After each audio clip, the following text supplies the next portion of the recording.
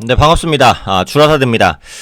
삼성전자의 이제 2분기 잠정 실적이 나왔어요. 그래서 국내 실적 시즌이 본격화되고 있기 때문에 이제 보유하고 계신 종목들의 이제 실적 발표 시점이 언제인지 그런 것들은 미리미리 체크를 좀 해보시면 좋을 것 같아요. 그래서 대기업들이 먼저 이제 실적 발표를 본격화할 거고요. 이번 달 중순부터. 그리고 중소형주는 아마 다음 달 정도는 돼야 이제 실적이 본격적으로 나올 겁니다. 그래서 종목별로 공시 보시면서 실적 언제 나오는지 체크하시면 될 것 같아요. 자, 일단 삼성전자 2분기 실적 안 좋을 것으로 예상을 했죠. 네, 안 좋을 것으로 예상을 했는데 그 예상치보다 더 안 좋게 나왔습니다. 하지만 걱정하지 마세요. 주가 측면에서는 오히려 더 낫다. 매를 일단 세게 맞았기 때문에 이제 앞으로 나아갈 일만 남았다. 이렇게 보시면 됩니다. 일단 내용 한번 보면 시장 전망치를 밑돈 4조 6천억이 나왔습니다. 그러니까 삼성전자가 2분기 영업이익 전망치가 원래 6조 원대였어요, 처음에. 네, 그 다음에 실적 발표 직전치까지 5조 원대까지 떨어졌죠. 그러다가 이제 4조 원이 나온 건데, 이게 거의 공식입니다. 틀리지 않는 건데요. 힌트를 드리면, 실적 발표 전에 실적 전망치를 내놓잖아요. 근데 그 실적 전망치가 실적 발표가 임박할 때마다 계속 바뀝니다. 네, 삼성전자는 실적 전망치가 6조 원 중반, 6조 원 초반, 5조 원 후반, 5조 원 중반 이렇게 계속 내려왔었어요. 이렇게 실적 컨센서스가 실적 발표 직전까지 계속해서 하향 조정될 때는 보통 어닝 쇼크가 납니다.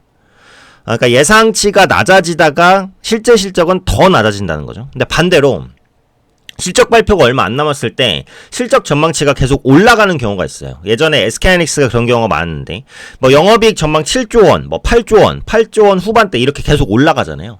그럼 실제로 실적을 발표했을 때 9조 원, 10조 원 이렇게 어닝 서프라이즈를 낼 가능성이 높습니다. 그러니까 요거는 진짜 웬만하면 맞거든요. 그러니까 요거 이제 참고해 주시면 될 것 같아요. 그래서 예고됐던 어닝 쇼크긴 한데 생각보다 더 안 좋게 나왔다. 요겁니다.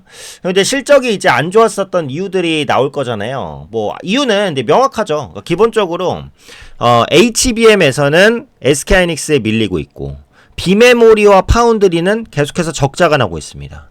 그러니까 이제 실적이 나올 곳이라곤 가전, 스마트폰, 그 다음에 레거시 반도체 요건데 요 부분에서 나오는 실적 가지고는 전체 실적을 견인하기가 조금 어려웠다라는 거죠.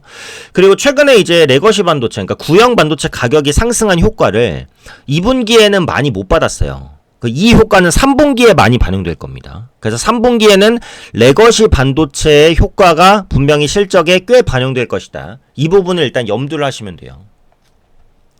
그리고 반도체 사업 부분의 DS 부분을 보시면 재고자산 가치 하락을 예상하고 미리 손실로 인식해서 처리하는 재고자산 이제 평가 충당금이 반영되면서 영업이익이 예상치를 좀 하회했어요. 그래서 이런 부분들도 좀 악영향을 끼쳤다. 이렇게 보시면 될 것 같고요.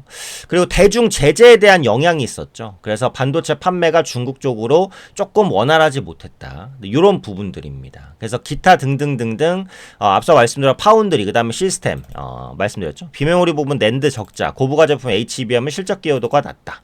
하이닉스에 밀렸기 때문에 그렇다. 네, 이렇게 보시면 될 것 같습니다. 그리고 갤럭시 S25는 잘 팔리긴 했는데 이 효과가 좀 소멸되면서 비수기로 또 들어갔다. 그 다음에 엣지를 발표했는데 엣지가 생각만큼 엄청 잘 팔리진 않았어요. 그래서 그런 부분들도 겸사겸사 좀 영향을 미쳤다. 이렇게 보시면 될 것 같습니다. 다만 이건 이제 지난 부분이고요. 앞으로는 개선될 부분이 분명히 많아요. 그 전에 요거 하나 말씀드릴게요. 삼성전자가 이렇게 오랫동안 어려움을 겪는 이유가 뭐냐. 반도체가 AI로 넘어가면서 그 부분에 대한 전문성이 엄청 중요해졌습니다. 근데 삼성전자는 종합 반도체 기업이잖아요. 그래서 파운드리, 그 다음에 뭐 설계, 그 다음에 이제 비메모리, 메모리 이런 부분들을 다 하는 업체입니다. 예전에는 다 할 수 있었어요.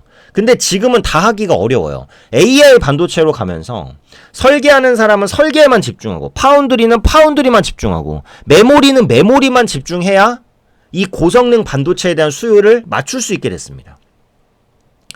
그러니까 뛰어난 한 사람이 예전엔 다 할 수 있었다면 지금은 아무리 뛰어난 한 사람도 이걸 다 하기가 어려워졌어요. 그만큼 전문화가 되었기 때문이죠.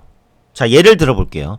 지금 AI 시장을 주도하는 반도체 설계 업체는 엔비디아입니다. 엔비디아는 반도체 설계만 해요. 그러면 메모리 반도체는 SK하이닉스가 HBM으로 꽉 잡고 있는데 SK하이닉스는 메모리만 하잖아요.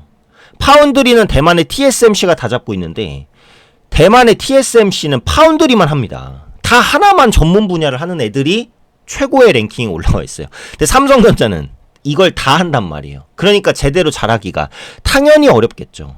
근데 이게 이제 반대로 생각하면 장점도 있는 게 지금 엔비디아, 하이닉스, TSMC는 다 거의 독점적으로 엄청난 점유율을 가진 업체들입니다. 단일 기업 의존도가 높아서 이걸 대체하려면 어쨌든 삼성전자가 2순위로 불릴 수 있는 가능성이 있다는 부분. 그 다음에 삼성전자는 자사가 이 산업들을 다 영위하잖아요. 파운드리, 비메모리, 메모리 이런 것들을. 그래서 일관 생산을 하기에는 유리해요. 그죠? 예를 들어서 내가 설계해서 TSMC에 맡기면 TSMC와 내가 협의를 해야 되는 거잖아요. 맞춰가고. 그 중간에 디자인 하우스라는 게 들어오고. 근데 삼성전자는 이 일관 체제를 다 갖고 있으니까 내가 제대로 비메모리 반도체를 개발했다. 그럼 메모리 반도체도 삼성전자에 있습니다. 파운드리도 삼성전자에 있습니다. 알아서 다 맞춰서 완제품까지 쫙 뽑아낼 수가 있어요. 이런 효율성도 있다는 거예요. 자, 그 다음 내용을 한번 보겠습니다. 삼성전자가 3.9조 원 규모의 자사주를 추가 취득하기로 했어요. 이 부분은 주가 반등 요소는 아닌데 주가의 하단을 튼튼하게 해주는 요소기는 합니다. 삼성전자가 대규모의 자사주를 매입하고 실제로 매입하는 과정에서 저점을 찍고 지하실로 내려가는 경우는 거의 없어요. 주가의 하단은 받쳐줘요. 현재 주가 기준으로 보면 5만원 중반 후반 정도는 지켜줄 가능성이 매우 높다라는 거죠. 자사주 매입을 적극적으로 진행하는 시기에는 주가가 올라가진 않을지언정 더 이상 크게 하락하지는 않습니다. 네, 그렇기 때문에 지금 이제 삼성전자를 보유하고 계신 분들은 주가의 하단은 어느 정도 받쳐줄 수 있겠구나. 상단은 어느 만큼 열려있는지 몰라요. 다만 하단은 막혀있을 수 있겠구나. 그겁니다. 3.9조 원이면 꽤 큰 규모고요. 여기서 2.8조 원은 소각합니다. 한 주당 가치가 끌어올려지는 계획은 맞고 1년간 자사주 1조 원 매입 계획이 올해 연말까지 마무리가 됩니다. 그래서 기존에 공언했던 내용들을 그대로 이제 지키는 것이다라고 보시면 되죠. 주식을 소각하면 한 주당 가치가 정확하게 그만큼 늘어나기 때문에 한 주당 가치가 늘어나기 때문에 주가 부양에 대한 효과는 분명히 있을 수 있다라고 보시면 되겠고요. 자, 앞으로 삼성전자의 반등의 열쇠는 제가 생각하는 거랑 똑같은데 HBM과 엑시노스인데 HBM은 일단 지금 아예 망한 게 아니고요. 그러니까 SK하이닉스에 밀렸고 엔비디아에 납품하지 못하는 것 뿐입니다. 기타 다른 업체로는 다 HBM을 이미 공급을 하고 있어요. 퀄컴이라든지 이런 기업에는. HBM을 이미 공급하고 있는데 엔비디아에만 공급을 못하고 있는 거예요. 근데 지금 엔비디아로는 퀄 테스트가 어쨌든 진행 중이잖아요. 저는 올해 안에도 엔비디아 HBM 공급이 가능할 수도 있다고 봅니다. 엔비디아도 SK하이닉스에만 HBM을 공급받기는 싫을 거예요. 단일 기업 리스크라는 게 있습니다. 그걸 이제 삼성전자나 마이크론으로 확장하고 싶어 할 것이고 지금 마이크론에도 받고 있잖아요. 엔비디아가 HBM을. 삼성전자에도 받을 거예요. 올해 안에. 늦으면 내년 초 정도. 에는 들어갈 겁니다. 그리고 삼성전자가 HBM을 엔비디아에 납품을 못하는 거지 다른 업체로는 이미 납품을 하고 있습니다. 그리고 HBM 부분에서의 집중을 계속해서 하고 있기 때문에 이 부분에서의 경쟁력을 좀 더 끌어올려질 수 있을 것이냐, 요거를 좀 더 지켜봐야 돼요. 그리고 차세대 제품인 HBM4에 대해서 일시 D램 양산 초읽기에 들어갔습니다. 이게 이제 역전의 발판을 마련할 수 있을지는 지켜봐야 돼요. 어쨌든 삼성의 HBM에 대해서는 기대감이 너무 적기 때문에 조금의 그 트리거, 반등 트리거만 나와도 크게 올라갈 수 있다는 부분이고, 두 번째는 엑시노스입니다. 그러니까 삼성전자가 그동안 자사의 스마트폰에 퀄컴의 스냅드래곤을 쓰다가 이번에 갤럭시 플립 그 Z7에서 엑시노스를 다시 써요. 이게 승부수거든요. 엑시노스는 삼성전자의 비메모리 반도체입니다. 그러니까 삼성전자가 지금 비메모리와 파운드리에 엄청난 적자를 겪고 있어요.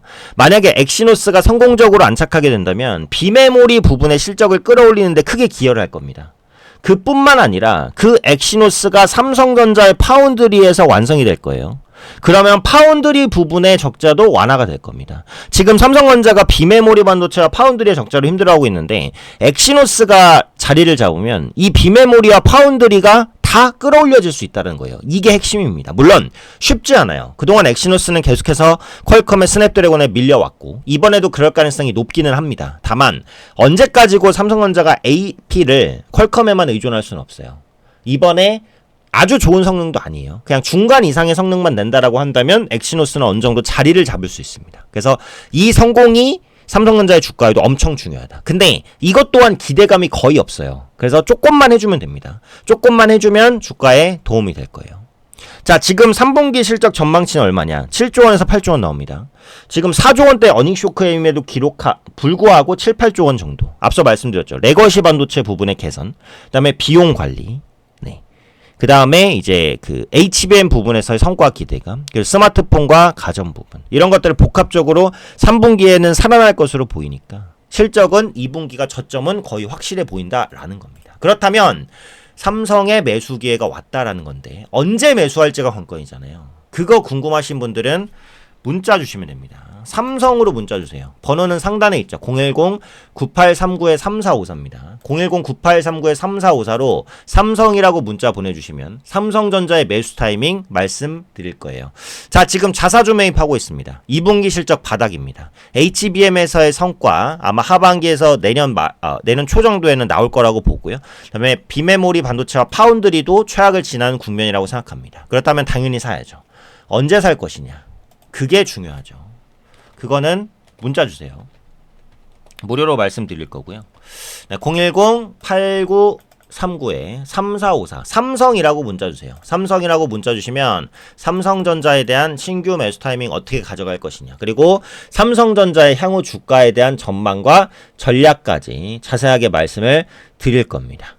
삼성전자 보유하고 계신 분들 많으신데 혹은 없으신 분들도 있으실 텐데 언제 신규를 매수할지, 언제 추가 매수할지 고민되시죠? 네, 고민만 하지 마시고 문자 보내시고 정확하게 도움받으시면 될 것 같아요. 삼성전자 절호의 기회가 왔습니다. 이 기회 잡으시고 2분기 실적 바닥일 때 매수하셔서 큰 수익 거두시면 좋겠습니다. 네, 고민 말고 문자 주시고요. 항상 성공투자 응원 드리도록 하겠습니다.